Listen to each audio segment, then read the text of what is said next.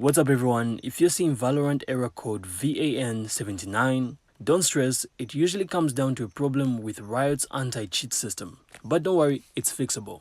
So first, simply try restarting your PC, then run Valorant as an administrator.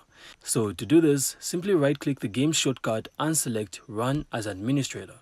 So if it still pops up, make sure Vanguard, which is Riot's anti-cheat, is installed and running on your PC. So to check, simply press Windows plus R at the same time, then type services.msc. Next, you're then going to have to check that Riot Vanguard is running. If not, simply reinstall Vanguard through the Valorant installer. Now, another thing is to simply temporarily disable any third-party antivirus or firewall that might be blocking Vanguard. And after that, you can then try launching the game and the VAN79 error should be gone, letting you jump back into matches without any issues. And that's really it. So I really hope you found this insightful, and if you did, make sure to leave a like and of course subscribe, then we'll see you on the next one.